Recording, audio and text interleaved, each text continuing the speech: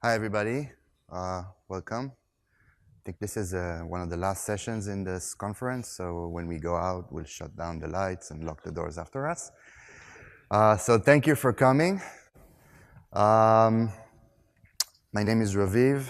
I'm part of the engineering team that is building the Windows Defender ATP service. How many have just been in the, Elia, what was the name of the session? Your attacker things like my attacker session. Okay, so have you seen some of the work that our research team's doing? Awesome. What I'm going to show you here is basically I'm going to walk through an example of an attack. We're going to use in this example an attack that is somewhat of a high-end attack in the sense that it's going to be fileless. It's going to be memory only, and it's going to have some kernel components in it. And we're going to try to see, we're going to walk through it twice and then kind of try to see how can we use Defender ATP in terms of seeing the telltale signs for the attack, how to investigate it through the console, etc. I will spend, oh, the echo is awesome. We'll spend like a minute or two just explaining what this thing is, just to kind of get the sort of everybody on the same level. But essentially, this service, Advanced Threat Protection coming from Windows, is a service that is purposely built to be sort of that last layer of defense after all our previous layers of defense have sadly failed. When we think about sort of the way we arrange our stack in Windows, it's like a layered cake where sort of the base layer of it is how do we bake into the OS security features that will help everybody configure the OS to be as secure as possible, essentially reducing the attack surface, right? And then basically you pick and choose which of these features you want to use and how you want to configure them given specific environment that you have. We try to route them as much as we can to sources of trust, where we can to the hardware, where we can do things like isolate things and run them in isolated containers. Will do that for you. But essentially, it's all about reducing that surface of attack. Layer number 2 is when that device is configured, it's ready, it gets shipped to any of us. We start using it, and crap happens, right? Users install things, they click on things, they go places, they need to do that. This is sort of the second layer of defense. This is where usually you do threat protection. You use an AV. Could be our AV, could be somebody else's AV, or you use other tools purposely built to try to prevent bad things from happening. Usually the way they would do it is in real time, they will interject whatever it is that's happening. They'll take a split-second decision whether it's good or bad, and then they'll whack it or they let it live and run. Problem with all these things is that as good as they would be, and they are pretty good, they would sometimes miss. They would sometimes false negative. They would sometimes be bypassed because the attackers will find the one weakest link somewhere in that whole chain, and they will exploit it in some way, and they'll get passed. So the question is, what can we do then? And this service was basically built to try to help with that. That's kind of how we started about a year and a half ago. We wanted to add another layer to the Windows kind of set of defenses, which is what we called post-breach. Essentially, we want to record everything that's happening on those machines, and we want to be able to do basically a couple of things. One, all that nice visibility, which to get that, again, if you've been to that last session, you have to collect logs, you have to put in place sensors, you have to monitor things, you have to centrally collect them, you have to view them, you have to somehow mine that data. We wanted to make that as easy as possible and as performant as possible, not impacting the users, but giving the security teams as much visibility as possible. And on top of that, naturally, is how do you sift through all this data to actually find out what's bad? This is the other thing that we're doing, is essentially writing for you that logic that will try to surface up all these things that are worth your time looking at. And if I get to it, we'll talk at the end about kind of what's coming next, which is we surface too many things. Security teams are pretty busy and usually understaffed. So we have to help them automate the hell out of it. So this is essentially what it is. The way the service is built is there is a sensor. There is no agent. The sensor is just part of the OS code. If you're running Windows 10, anniversary release and above, it's just there. It's switched off, but it's just there. It exists in Enterprise queue, and it actually also exists in Pro queue, SKU. And it's there, and it monitors everything. Once you switch it on, it will collect events, and these are not security log events, because early on we opted not to just collect security logs from the device, but actually purposely understand what attackers are doing, where they're coming from, what their techniques are, and then purposely build the signals into the OS. For instance, when Elia here, who is part of our research team, wants to know things about how to instrument potential attacks on kernel, after we do the math of how that could happen and what is the right choke point to do that, we sit down with the kernel team and we say, here's what we're trying to get at. You guys know the code. How would that work? And they would instrument it and build the right hooks for us to better understand how to detect that. And on top of that, our job would then be to do those detections and surface them up in a way that would be useful for you guys. So it's a sensor that's built into the OS code, backed up with the cloud service that will aggregate all this data, curate all this data, serve it back to you, and write the detections on top of that. And naturally, it's amplify. It's not just what we collect from those boxes in isolation. We look at things across. We have awesome optics in Microsoft that actually look on other things, right? So we have our AV sending telemetry for about 420 million machines worldwide, where we can see lots of stuff. We have a file share that I think is kind of on par size-wise with things like VirusTotal, just internally in Microsoft.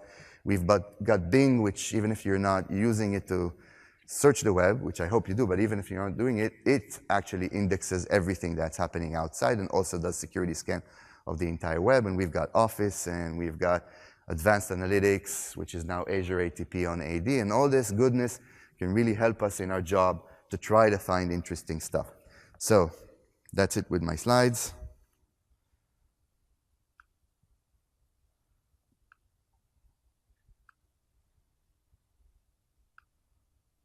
Let's dive into it.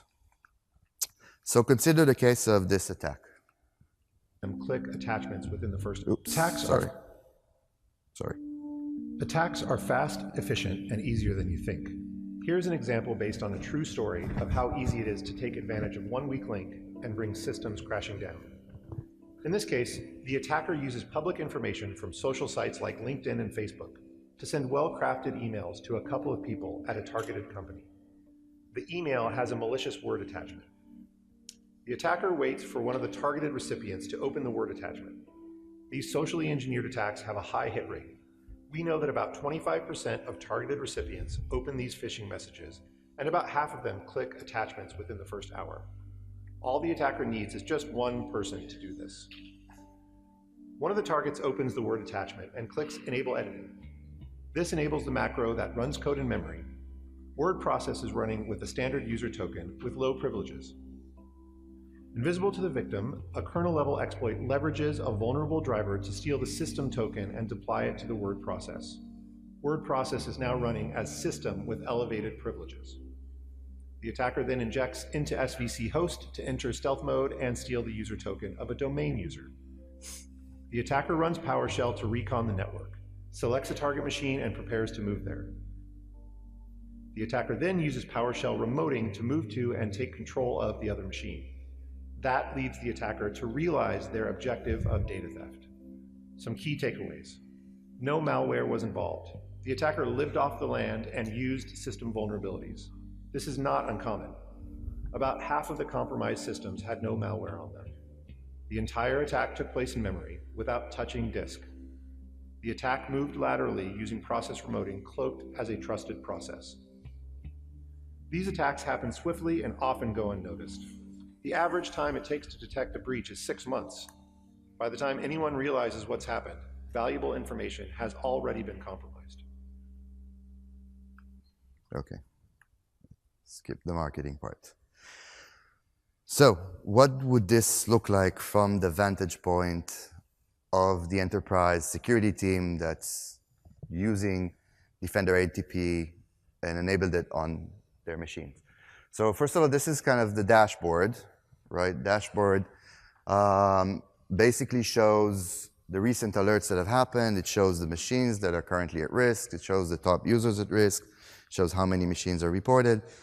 But let's dive into a story of the attack. So before I kind of go through all of these, what I want to say is that essentially, like I said, the first layer of what we do with this information is basically serve it back, right? It's not about just what did we detect and then how you look at these detections. That's really important. But essentially, even as a post-breach tool, we might not detect everything, right? Like, you may get signals from other places. You may not get signals at all, and you're just going to hunt on your own environment, right? We need to give that data back and make it accessible, so regardless of what's happening, things will be there. So essentially, every machine in the organization is listed here, right? There's a record for each one. This organization has about 10 of those. But if it would be 1.5 million, like we have in the Microsoft tenant, there'll be 1.5 million machines. For each machine that's here, there is a machine record. Let's just pick one. Let's pick Jackson here. And that machine record basically holds a full log of everything that got recorded on that machine. And for each event that happened, we record the full process tree of where did it come from, what was it doing, and where was it going. Because if this becomes part of an investigation, this is crucial to understanding what was the source, right? The fact that a certain machine has a problem is interesting, but if this is a case with a real attack, you really need to get to the source, because shutting down this machine or even wiping it is good, but not helping you if the attacker has a foothold on another machine. So we went to the trouble of actually recording everything that's happening and surfacing it here up to 6 months back. So everything this machine's done 6 months back historically is recorded here. The other thing that we did, which was very important for us, is everything here is searchable and everything is pivotal, which means that this is just a machine record, but each one of these files here, each one of the processes, each IP that you see, each URL, they're all entities. They have their own entity in the system. If I'll click this one, it will go to this file page. This is a Microsoft signed file. And for each one of these files that we record, we will tell you what's the prevalence of this file in this org, which machines have observed it, when and where. And you can, again, go back as far as 6 months back for this one, as well as things that we see that normally you wouldn't know, like what's the worldwide prevalence for this thing, right? From our 420 million machines out there that are talking to us, have we ever seen this file before? Naturally, if we have an opinion about this file, or one of the antiviruses in VirusTotal has an opinion on the file, we'll tell you. But we collect all of that for everything. And again, the idea is just to make everything easily accessible. So let's go back to the machines. I'll start with Jonathan's machines. I want to show you how this attack played out on a machine that basically had no protection on it. The other thing that is really important to us is we understand that in Windows, it's basically a stack of security features.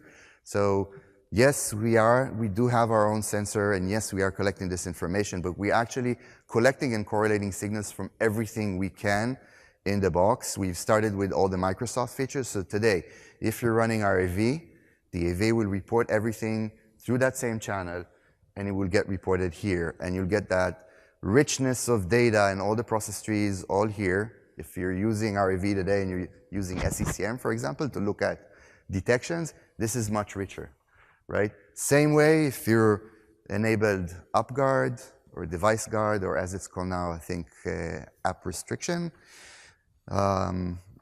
or if you're using the host firewall, any kind of technology you're using that's part of our stack will report here what it's seeing, and any anomaly will get considered. We are also considering all these signals as part of the detection layer that we're building on top of that. So going back to the attack, there's a suspicious machine. It's Jonathan Walcott's machine here. If I want to know who the user who's using this machine, so in this case, it's this guy, Jonathan Walcott. Again, User is another entity that we have here. We're pulling from AAD data about this user because we've noticed this. We deployed this first inside Microsoft. And again, I think Brian Hooper from our SOC team was here this week talking about this. And one of the first things we've noticed is that we give them the alias and they go to email to check what the alias is. Next thing, they click on Skype and they try to ask the user what it was doing. So we just put it into the system here. And we also tell them sort of for that user what the role of the user is on this machine. If this machine had other users ever sign into it or service accounts running it or services remotely accessing the machine, everything will get logged, everything will be surfaced here on this machine.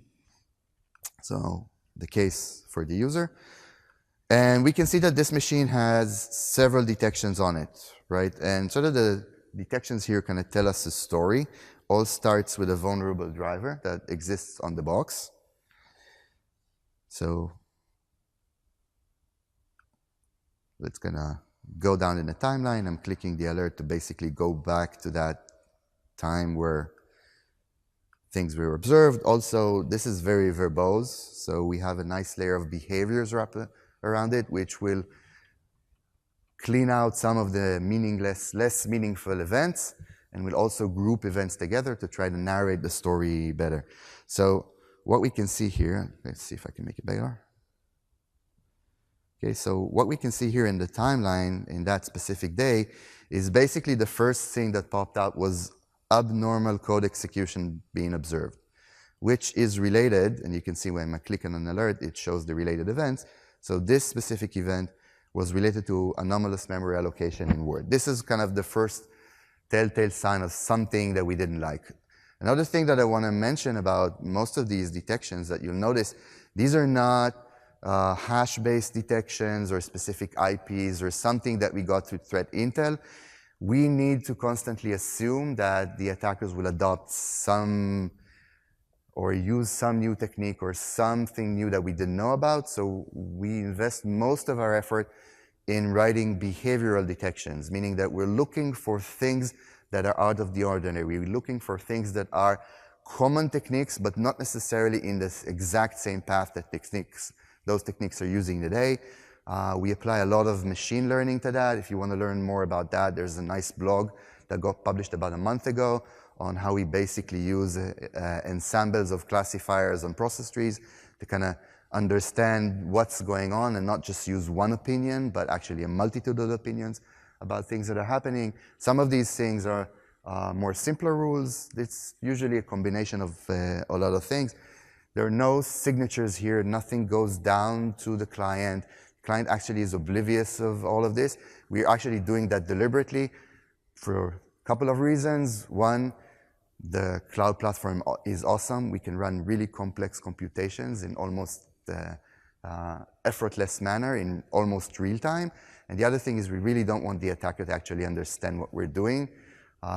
Pulling it out to the cloud really enables us to actually do different things on different tenants. Like if an attacker wants to try us and he somehow get past us and buy a license and deploy the service, whatever he will test locally, right, might not be the same thing happening or getting detected on another customer's, on a real customer's network, because the anomaly would be different. What constitutes as typical would be different. The opinions would be different. The amount of the types of data that we have would be different. And that's really nice. Use that a lot when people like researchers are getting tenants to try to tamper with us, which is kind of nice. Like they tamper with us and we see what they're doing as they're doing it. So in this case, there was this abnormal code execution. I want to kind of understand what the source is. I think this is kind of really important. So let's assume that this is really bad. Right? There's a bunch of alerts here, so probably something bad has happened. Where did it start from? So if I kind of go back, I can see that there's and if I'll just open this, you'll see the tree. We understand this came from Outlook, right? So WinWord was launched by Outlook, pertaining to this message, invitation to submit RFP. And we can probably track it back to something happening through email. So we go back all the way to Outlook save an attachment to disk. And I'll open this one because it's interesting. So in this case, we see an event of Outlook saving an attachment to disk, and this is a potential entry point for this. Like you've seen the video, so you know this is the entry point itself. It's a document. If I'll try to look at that document and what we know about that document, okay, so we know what the path is, the file details.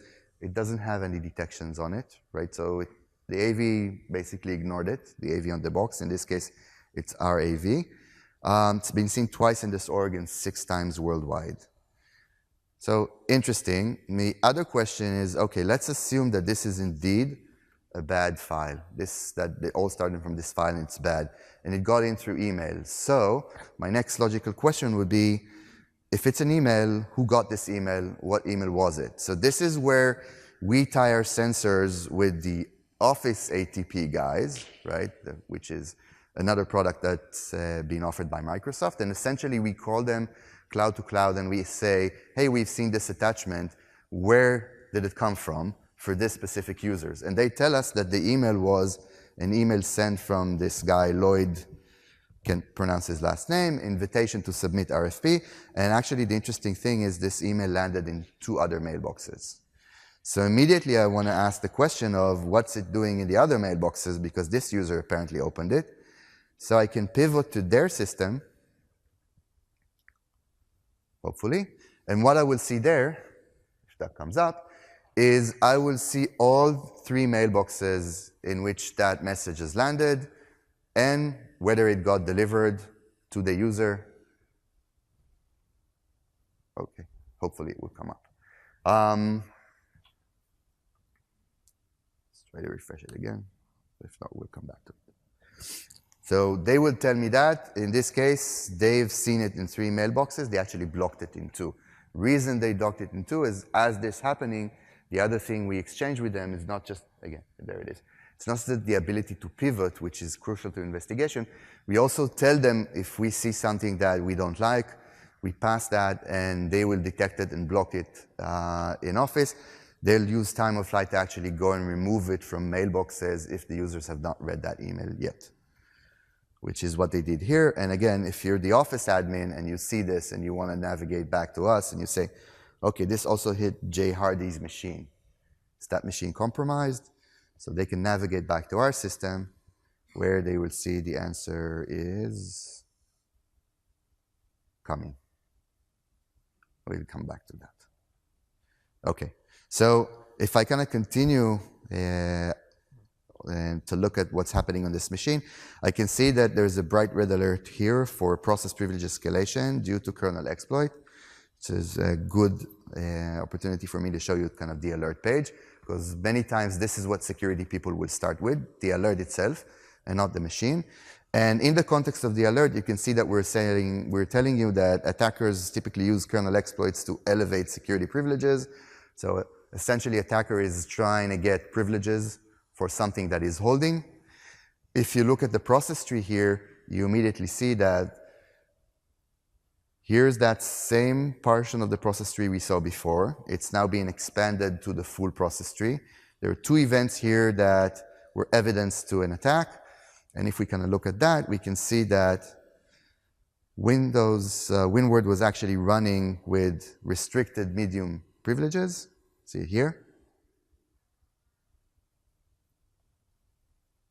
And lo and behold, an access token was modified in the kernel, which now gives WinWord system privileges with all these nice privileges here. So essentially, if we follow back through what was happening on that machine, go back to the machine.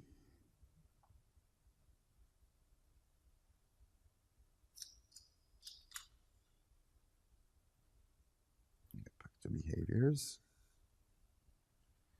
So essentially, if we follow the kind of the narrative of what we're seeing here is essentially anomaly memory allocation.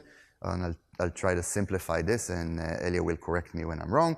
But essentially, the attacker got hold of WinWord. He basically hollowed out the process memory-wise, pulled it out, put his attack toolset inside. So now he has basically his tool. I think in this case it's interpreter, but it's wrapped and looks like WinWord. And the next thing, he uses that kernel level exploit, which he managed to get because of the driver, the exploitable driver that was on the system, that basically grant Windward, I'm a gamer, so God mode. So he now has God mode on the machine that looks like Windward.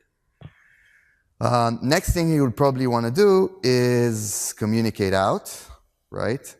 However, if you try to communicate out as Windward with your command and control, that might look suspicious to some of the security hardware that's sitting in the way. So firewall might pick it up, something might pick it up as fishy.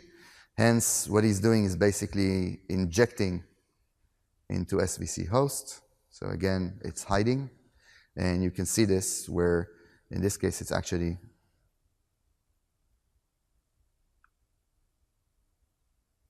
sorry, yeah, fat fingers.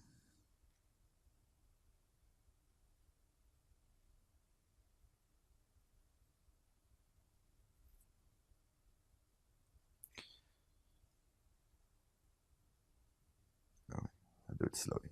So in this case, you can see there's an injection happening between these two processes. So he now has control of Windward with God mode, and he's hiding. But most likely the machine he landed on is not where he was going, right? He wanted to get somewhere. And kind of, if you remember, the question we had is, what happened to Jay Hardy's machine, right? Because he also got that email. So that is really interesting, and I hope it loaded by this time. And you can see that Jay Hardy's machine is owned, right? There's stuff going on here. One of the interesting things you'll notice immediately is that Jay Hardy is the user for this machine. However, Jonathan Walcott, who's our friend from the other machine, has been seen here, and there's some alerts pertaining to him. If we look at Jonathan's machine, right, and for instance, we could look at the PowerShell command line invoked on the machine alert.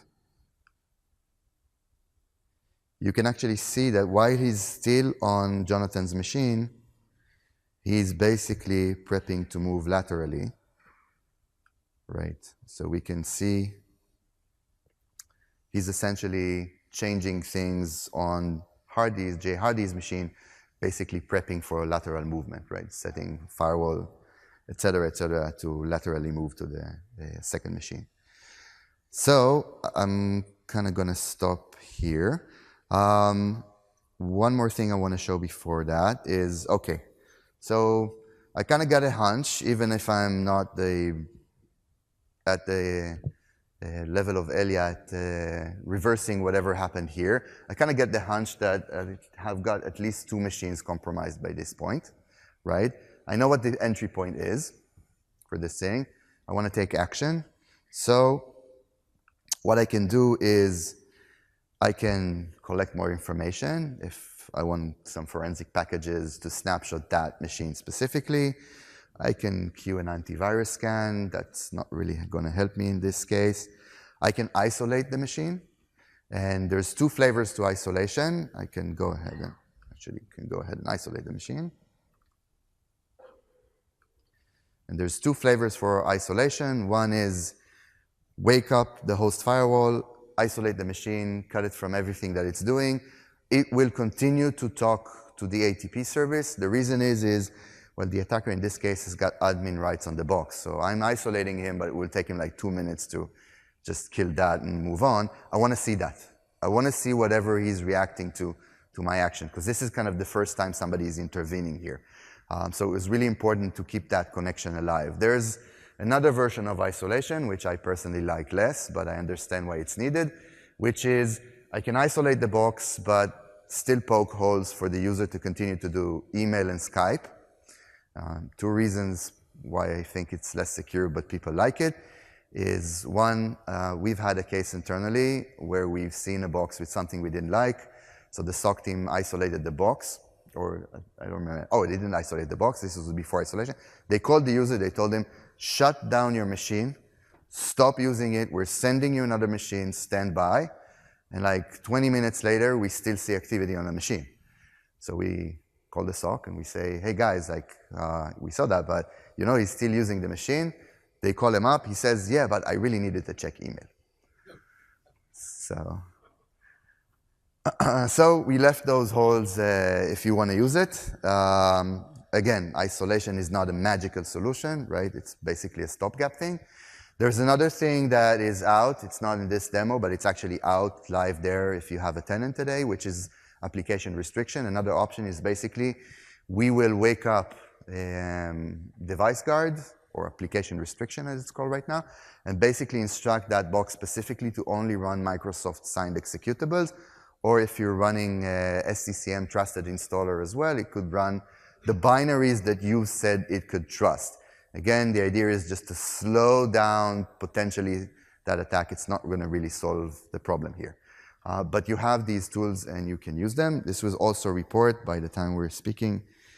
Yeah, so machine isolation should update. Yeah, and you see machine is now isolated, trust me.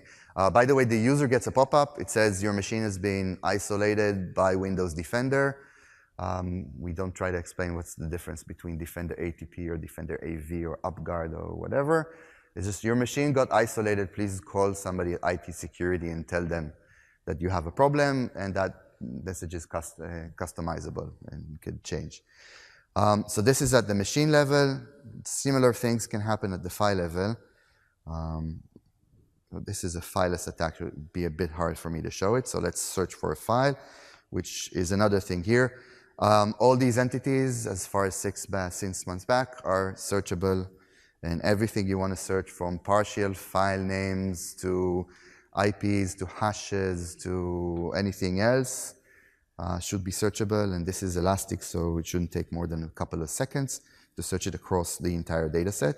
We did a test in Microsoft, so there's like, I told you, there's like close to 1 million machines.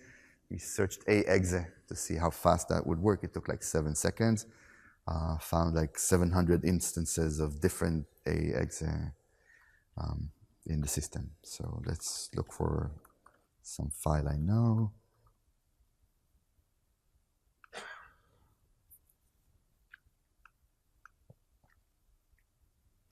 So here's a case for a file that is suspicious, right? So in this case, it's an unsigned file. You can see that VirusTotal doesn't really like this file, neither does RAV. 3 worldwide prevalence.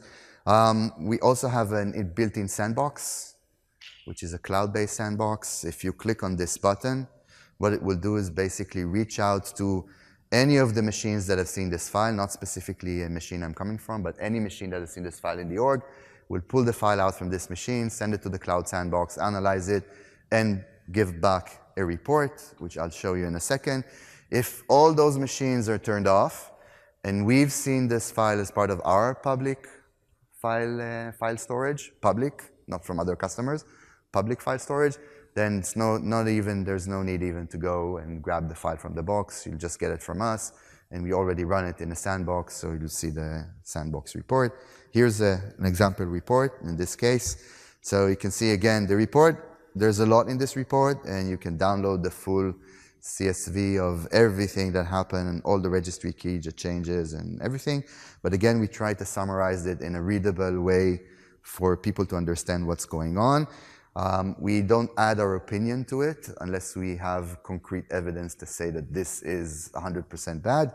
But in this case, you can see, it injects into SVC host memory, creates all these processes, injects into it, pretty bad. Again, anything that this thing would do, assuming the file exists, it's also pivotable, right? So you can continue to look at everything this thing dropped on the machine. So this is the kind of the built-in sandbox, and similar to what we had with the machine, we also have actions available here. Essentially 2. One is block and quarantine the file. I didn't mention that before. This could run on the machine regardless of what kind of security stack you're running. So if you're not running RAV, or you're not using any of the features I said before that are part of the Microsoft security stack, that's fine. This thing's still going to run, right? Even if you have another, and this is type of an EDR tool, even if you're running another company's EDR tool on this machine, this can still run. It will run side by side and not interfere with everything. And all these actions will still work, or at least most of them. For instance, when we want to kill and quarantine the file, same way as we do isolation, And much like the attacker, we live natively off the land. What we will do is we will temporarily wake up the code of our AV that's already in the box. We'll tell him, wake up for a minute, go whack this thing, go back to sleep, right? And then we record that. So it will wake up in quarantine. The same thing happens when we want to isolate the file.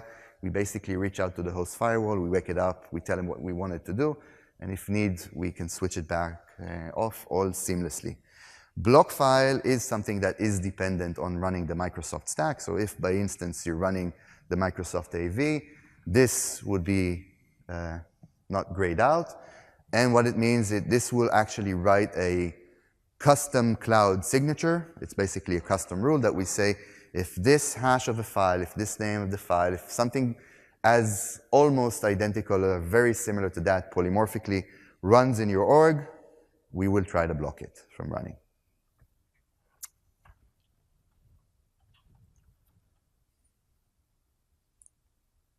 Okay, so this was kind of running through the narrative of the attack and what we can do with it. I want to show a couple of other things. One is what happens for this attack when the machine is, when some of the other defense mechanisms from Windows are turned on. So one of the things we added in the creators folder that's coming right now is something called exploit guard. And exploit guard is basically Emmet being pulled into Windows 10. It gives you control at several levels of more granular control on things that you could decide to block on a machine and how. It also gives us more visibility. In this case, oh, it's Jackson, sorry. So let's go to Jackson. Yeah, how these...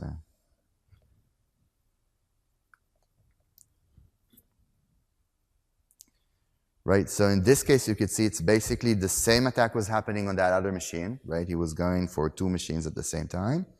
However, in this case, exploit guard block dynamic execution of code. So the attack got temporarily blocked midway, right? He hit a wall. That doesn't mean that that machine is safe. It doesn't mean that he won't kind of go around it and do something else. But at least it hit the wall on this machine, stopped momentarily, went to do something else on another machine, and we got alerted, right? We got another proof that this is happening. And again, it's just an example of kind of how if you turn on more features, we get better visibility into what's happening, and you get more chances of getting alerted of bad things that are happening.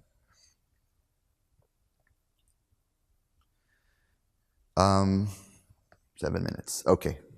So I want to show you 2 more things that are new here. One is we've been collecting a lot of information, and it kind of dawned on us that it's awesome to have this kind of visibility in terms of what's happening on the machine as it happens, and we're collecting it and keeping it 6 months back. So when we write a new detection, we can actually tell you, hey, something happened 3 months back. But the other thing that we actually have is we've got a lot of information where we can actually tell the security team how well their security baselines are being enforced. Because essentially, like in Microsoft, our security team sets the policies. Here's how we want to guard our endpoints. This gets delivered to the IT team. They work hand in hand. IT deploys all these policies through a large set of tools, and then we're hoping that this is actually being enforced on the endpoint. But when something bad actually happens, it's really critical to understand what's the state of that machine and was it really enforced?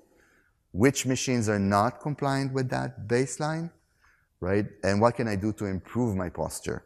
So this is kind of our first attempt at surfacing up some of that rich information that we have. It will improve, and we're looking for a lot of feedback on this. And I can kind of give you a hint as to where this is going next.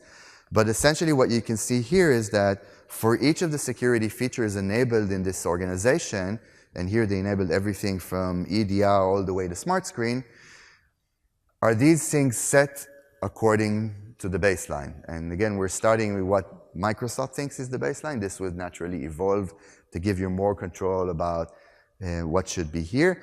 But what I want to show you is essentially that in this organization, what you see is that there is a dip here in antivirus and OS updates. And if I look at my antivirus, I can basically see that There are machines here that are less protected because here's one machine where cloud protection, that's an extra 30% protection, not turned on. Real-time protection is not turned on one machine. And some machine, we could have turned what internally we call, like what's called officially PUA, but internally I call it anti-crapware. So this is the thing that gets rid of toolbars and all of these unwanted softwares, which is not turned on by default for consumers. But in enterprise, I do recommend to turn it on. So there's potential for more gain here. Another thing we kind of added is this trying to gamification of it.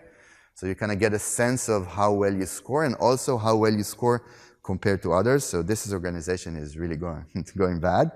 That's a bug in the demo.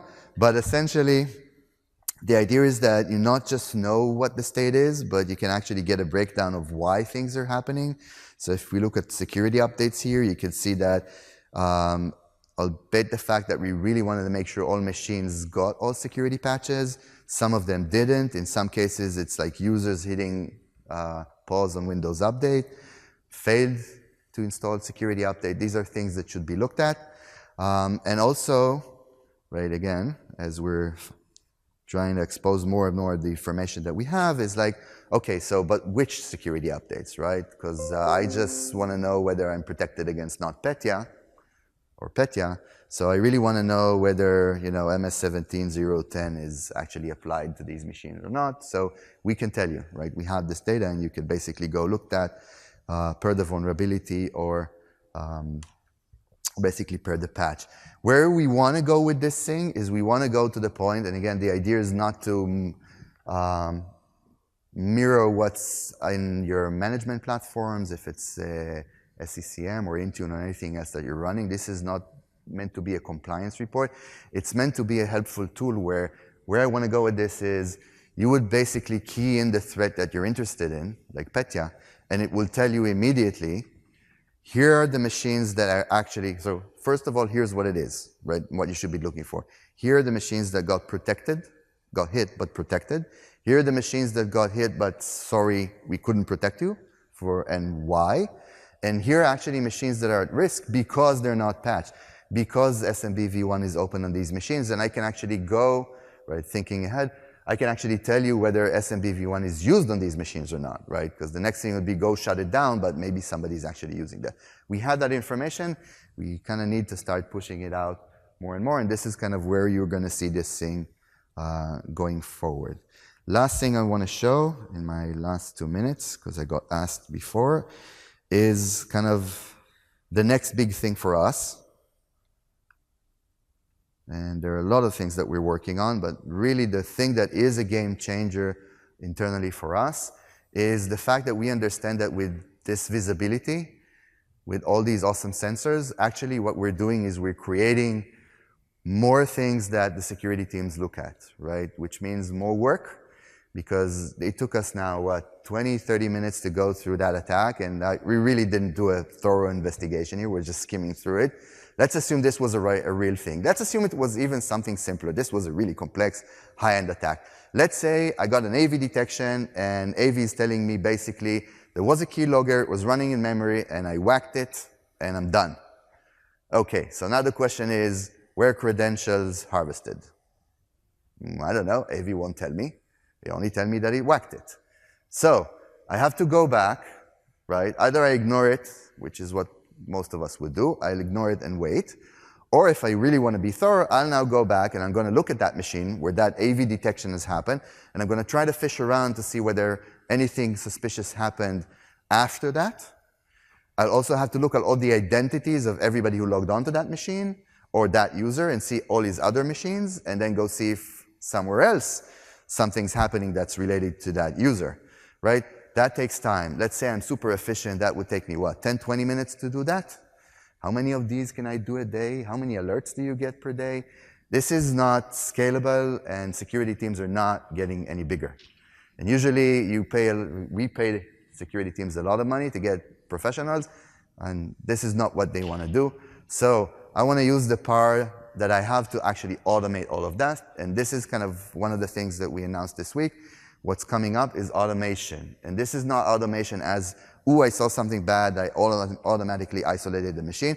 We're actually automating the investigation process itself. We're using a technology which we acquired like 3 months ago, and you're going to see it in the product because we understand this is super critical. You're actually going to see it in the product in 2 or 3 months from now, right? We're really rushing this thing out because we think it's so super critical, where essentially they will pick up all the detections, we will pick up all the detections that are going out, automatically run investigation on all these detections, right? You can see here all these detections in the queue.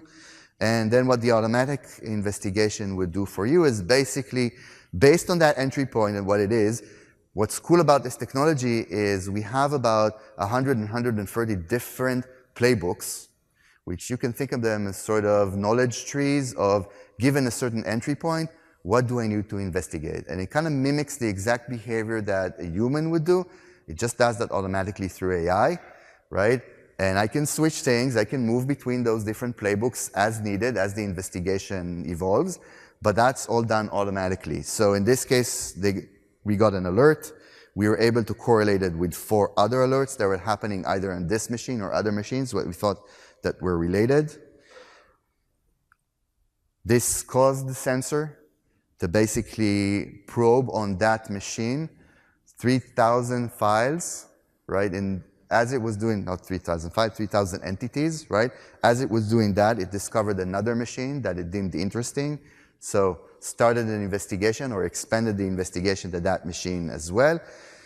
Essentially hooked up to all the data sources that are available, looked back in time, and then essentially determined that the result of that is there's still a Trojan and something heuristic, which is not sure what it is, but it's bad, that's still roaming around on those machines that needs to be remediated. At that point in time, it stopped, and it waited for an analyst to approve an action. This is not mandatory. We hope that you trust our system to do everything automatically. But if you want to, you can manually approve the result of each investigation. One of the things that is really critical and important to us is time to remediate. So we measure everything. In this case, it was like the analyst was online, so he clicked it after 36 seconds. You can imagine that in most cases won't be like that, resulting in a fully remediated machine. The whole thing took 4 minutes, 11 seconds, right? If you still don't trust this, here's a full log of everything that it did and everything similar to what we saw before. Everything is pivotal here. You'll touch the machine, you'll get to the machine record or the file record or anything else this thing was doing. What this should result in is a significant reduction in the amount of stuff that the poor security team needs to go through, higher confidence that the machines are actually in a clean state, cheaper because I don't have to wipe the box, which kind of in Microsoft now, every bad thing that gets observed on the machine, their automatic reaction to us exposing more things to them is just wiping more boxes. That's costly and expensive. So in this case, you can see average time to remediate went down, and we saved 164 hours of manual labor. We're also telling you like how much time this was waiting in pending. Again, we're trying to convince you to let us automate all of it. So this is essentially, I think I covered everything I wanted to cover. This is essentially what we're doing and a bit of what's coming next. If you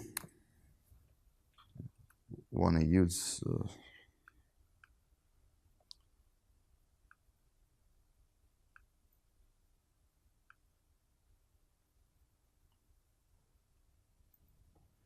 If you want to learn more, this is where you go. If you want to try this, it is free to trial for 90 to 180 days. And there's a limit of 1 million machines per tenant, but I think that would be okay. And like I said, this would run side by side with whatever you have. The only thing that you need is Windows 10 anniversary release or above. It also runs on servers, which I didn't get to cover here. And there's more cross-platform coming. You should wait for an announcement in the next couple of weeks. This is where you go to sign up for a trial. If you go and you do sign up for a trial and you get into your own tenant and you feel happy with this or feel unhappy with this, what I really want to ask you is you see this button here. No, you don't see the button because PowerPoint, as usual, is not helping me.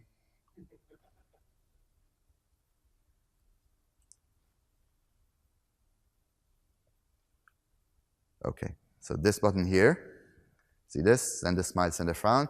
That sends me an email. Literally, it sends me an email, right?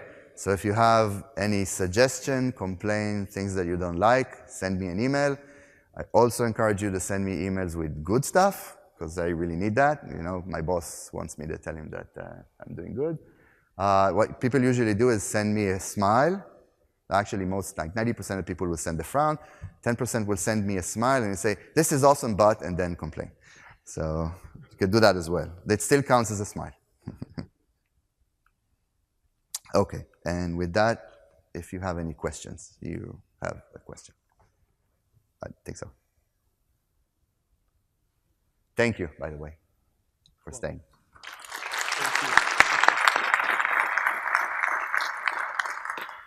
So I have a couple of questions actually. Yeah. So one of the ones that struck me while you were showing the demo, you mentioned at some point you were looking for a file, and then you said, I want to analyze this file.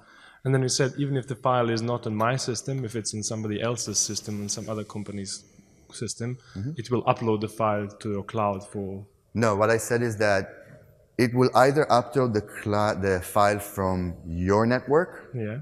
or if we have the file in our public repository, so that means that we got it from some public source. Okay. We are not exchanging files between tenants of customers, right? Okay. Like whatever you own is yours. All the data that we collect stays in a segregated tenant in our cloud.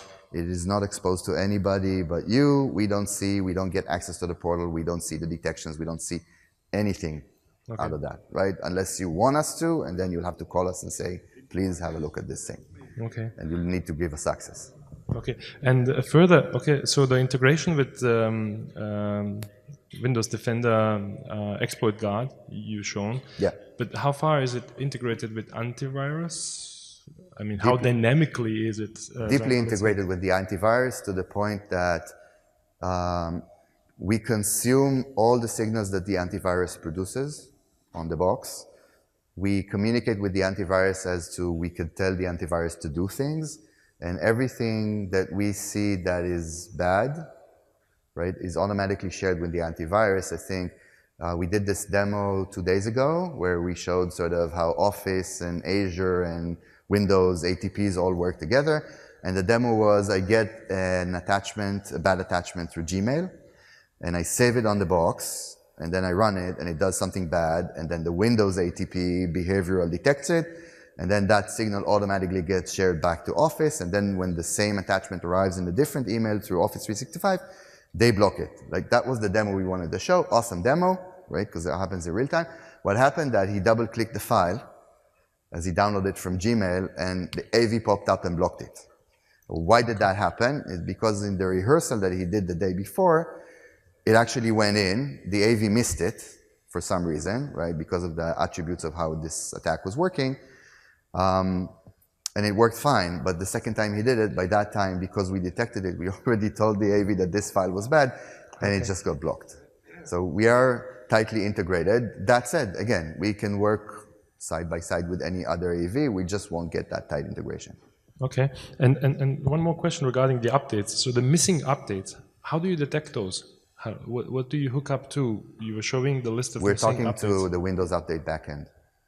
And then we know for each security patch, yeah. what is the exact Windows build number And how that is is attached to that that. information, how do I turn that on if I'm your customer in the ATP? That's turned on for you by default. You get it.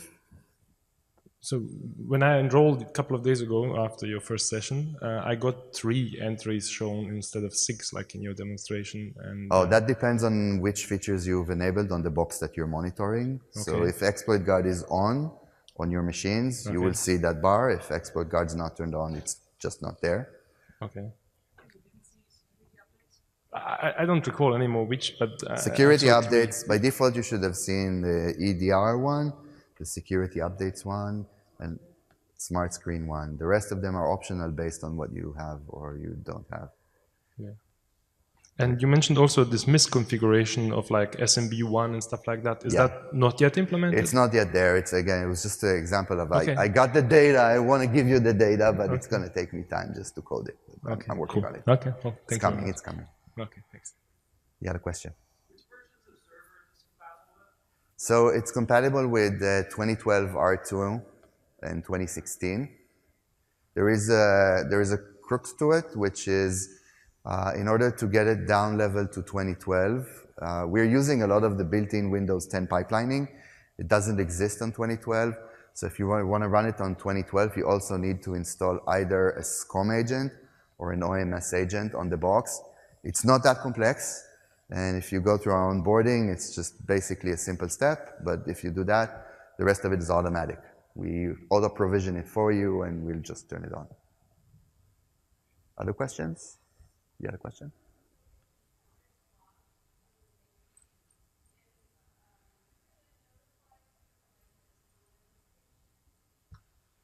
On the Office side? I'm not, sorry, I don't know. We'll have to ask the Office guys. That's their... But you don't push that over? So the scenario would be, I told Office that something bad's in this attachment, Yep. and they've blocked it from getting to the user. You blocked it, right, through ATP? I block things that, like, basically the way to look at it is there's 3 perimeters, right? So there's email, which is Office perimeter, endpoint, which is me, and identity, which is Active Directory, that's the Azure ATP, right? And we own kind of, each one of us guards and acts within their own perimeter, but we exchange signals. So I will never block anything until it actually hits the endpoint.